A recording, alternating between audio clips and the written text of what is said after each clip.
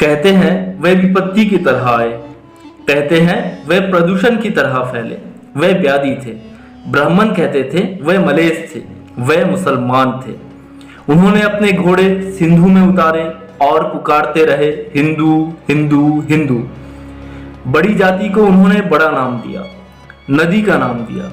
वे हर गहरी और अविरल नदी को पार करना चाहते थे। मुसलमान थे, लेकिन वे भी यदि कबीर की समझदारी का सहारा लिया जाए तो हिंदुओं की तरह पैदा होते थे। उनके पास बड़ी बड़ी कहानियां थी, चलने की, ठहरने की, पीटने की और मृत्यु की।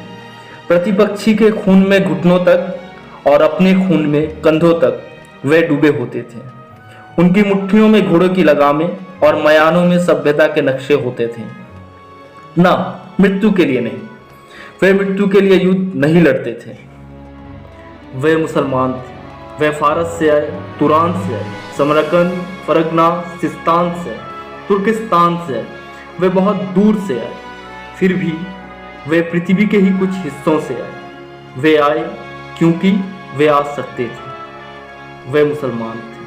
वे मुसलमान थे कि या खुदा उनकी शक्लें आदमियों से मिलती थी हूबहू हूबहू। वे महत्वपूर्ण अप्रवासी थे क्योंकि उनके पास दुख की स्मृतियां थी। वे घोड़े के साथ सोते थे और चट्टानों पर वीर्य बिखेर देते थे। निर्माण के लिए वे बेचैन थे। वे मुसलमान थे। यदि सच को सच की तरह कहा जा सकता है तो सच को सच की तरह सुना जाना चाहिए कि वे प्राय इस तरह होते थे कि प्राय पता ही नहीं लगता था कि वे मुसलमान थे या नहीं थे। वे मुसलमान थे। वे ना होते तो लखनऊ ना होता, आधा इलाहाबाद ना होता, मेहराबे ना होती, गुंबद ना होता, आदाब ना होता, मीर मखदूम मोमिन ना होते, शबाना ना होती। वे ना होते तो उपमहाद्वीप के संगीत को सुनने वाला खुसरो ना होता। वे ना होते तो पूरे देश के गुस्से से बेचैन होने वाला तवीर ना होता।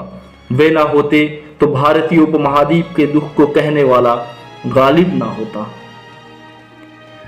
मुसलमान ना होते तो 1857 ना होता। वे थे तो चाचा हसन थे। वे थे तो पतंगों से रंगीन होते आसमान थे। वे मुसलमान थे। वे मुसलमान थे और हिंदुस्तान में थे और उनके रिश्तेदार पाकिस्तान में थे। वे सोचते थे कि काश वे एक बार पाकिस्तान जा सकते। वे सोचते थे और सोचकर डरते थे। इमरान खान को देखकर वे खुश होते थे। वे खुश होते थे और खुश होकर डरते थे। वे जितना पीएससी के सिपाही से डरते थे उतना ही राम से। वे मुरादाबाद से डरते थे। वे मेरठ से डरते थे। वे भागलपुर से डरते थे। वे अकड़ते थे लेकिन डरते थे। वे पवित्र रंगों से डरते थे। वे अपने मुसलमान होने से डरते थे। वे फिलिस्तीनी नहीं थे लेकिन अपने घर को लेकर घर में, देश को लेकर देश में, खुद को लेकर आश्वस्त नहीं थे। वे उखड़ा उखड़ा राग देश थे।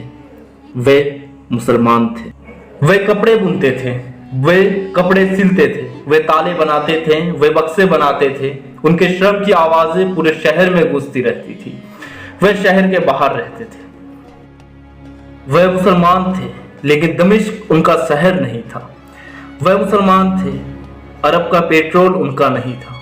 वे दजला का नहीं, यमुना का पानी पीते थे। वे मुसलमान थे। वे मुसलमान थे इसलिए बच के निकलते थे। वे मुसलमान थे इसलिए कुछ कहते थे तो हिचकते थे। देश के ज्यादातर अखबार ये कहते थे कि मुसलमान के कारण ही कर्फ्यू लगते हैं। कर्फ्यू लगते थे और एक के बाद दूसरे हादसे की खबरें आती थी। उनकी औरतें बिना दहाड़ मारे पछाड़े खाती थी। बच्चे दीवारों से चिपके रहते थे। वे मुसलमान थे। वे मुसलमान थे इसलिए जंग लगे तालों की तरह वे खुलते नहीं थे। वे अगर 5 बार नमाज पढ़ते थे तो उससे कई गुना ज्यादा बार सिर पटकते थे। वे मुसलमान थे। वे पूछना चाहते थे कि इस लाल किले का हम क्या करें। वे पूछना चाहते थे कि इस हुमायूं का मकबरे का हम क्या करें। हम क्या करें इस मस्जिद का जिसका नाम कुव्वतुल इस्लाम है। इस्लाम की ताकत है। अदरक की तरह वे बहुत कड़वे होते थे। वे मुसलमान थे।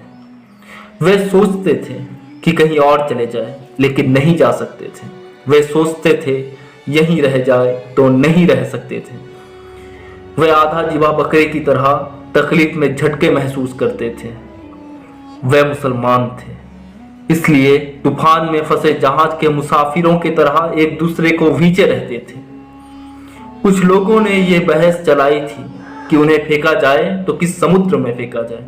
बहस ये थी कि उन्हें धकेला जाए तो किस पहाड़ से धकेला जाए। वे मुसलमान थे, लेकिन वे चींटियां नहीं थे। वे मुसलमान थे, वे चूजे नहीं थे। सावधान!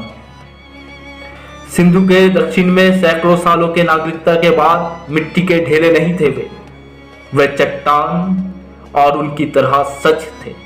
वे सिंधु और हिंदुकुश की तरह सच थे। सच को जिस तरह भी समझा जा सकता हो, उस तरह वे सच थे। वे सभ्यता के अनिवार्य नियम थे। वे मुसलमान थे, अफवाह नहीं थे। वे मुसलमान थे, वे मुसलमान थे, वे मुसलमान थे।